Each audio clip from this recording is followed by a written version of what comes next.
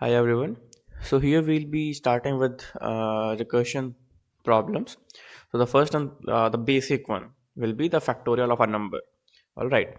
So all of these problems initially they are a bit easier, but I'll try to provide my intuitions that how I used to think on these problems. All right. Let's see into this.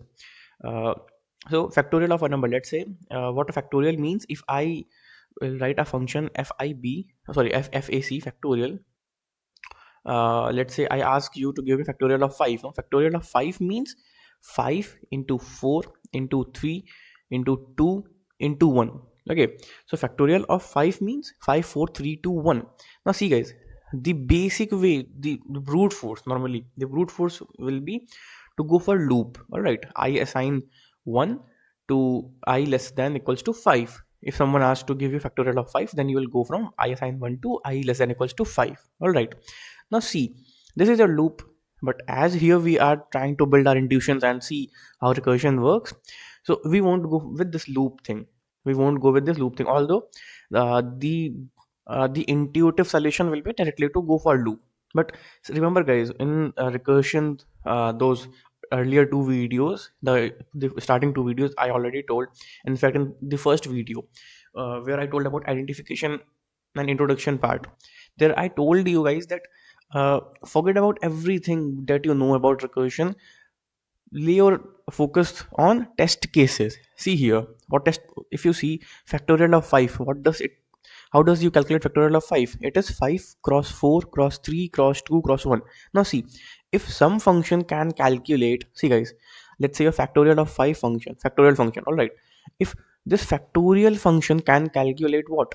5 into 4 into 3 into 2 into 1. All right, which means going from 5, starting from 5 till 1, it can calculate whatever numbers they are coming in between, which means like one less, like 5, then 1 less is 4, then 1 less is 3, then 1 less is 2, then 1 less is 1.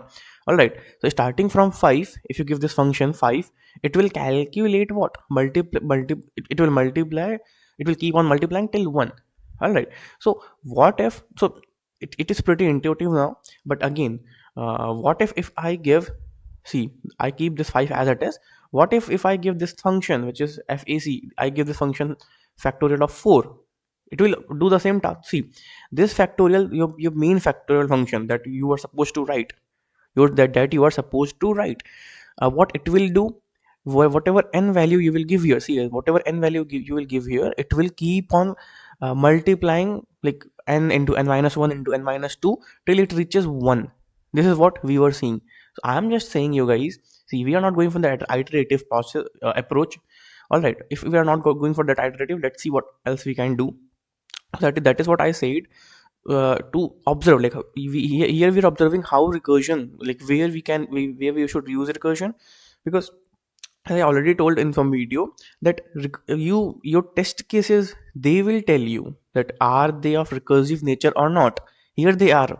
See, starting, if your n is 5, then you are going from 5 into 4 into 3 into 2 into 1. If your n was 4, you will go from 4 into 3 into 2 into 1. So what is the nature of this function factorial? It will, if you give it n, it will keep on calculating n into n minus 1 into n minus 2 into n minus 3 till it reaches 1. All right, so this is what, so that is why I'm saying, if you see this function 5, and this is what, you can say that this is factorial of 4. All right, and what is factorial of 4? It is 4 into, if you see this smaller one, factorial of 3. All right, so in this way, guys, see, as of beginners, you can approach all these things and all the recursive problems in this way. Otherwise, see, we have that IBH technique, right? We have that IBH technique in place. Now let's see that. So if we go with IBS technique, because if we know that if we are having multiple recursive states like factorial 4, factorial 3, we should not go with that. As a beginner, for few problems you can, but mostly you should not.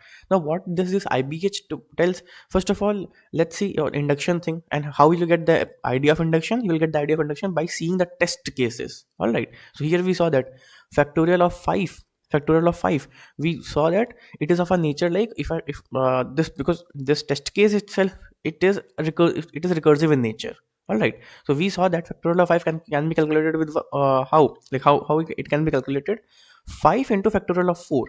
So as I said, guys, induction step, just for the primary problem, for the main test case, go one level deep only. Now see, 5, this is normal value, multiply factorial of 4. So you got to trust on factorial of 4 function. We know there is nothing like trust issues, but we cannot go in deep levels. All right, we cannot go in lower levels. So factorial of 4, you have to trust on this. So what I say, for factorial in induction step, what we will do, let's say you are given factorial of 5, sorry, factorial of n. So what you have to do, n cross factorial of n minus 1, and you have to trust on n minus 1, that yeah, it will give you your result, proper result.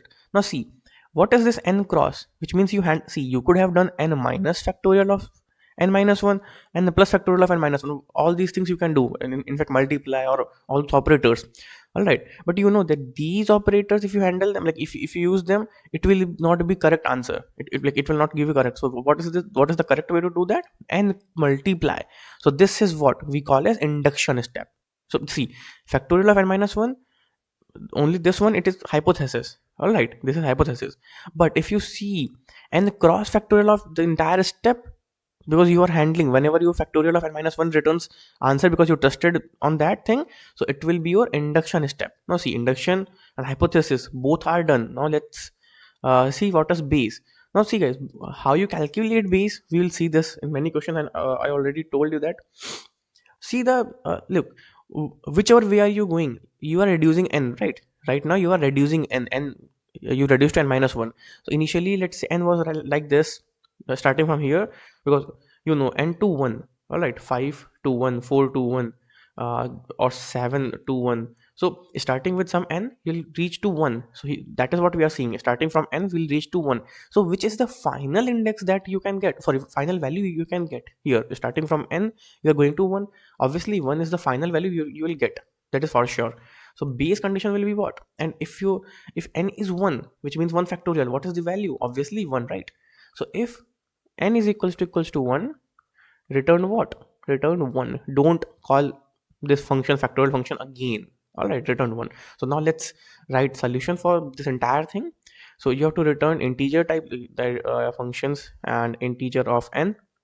Now see guys, directly, as I already told, base, you should always write base condition at the top. Otherwise the function will never stop executing. This recursion thing will never end. N equals to end. If it is this, then the return what?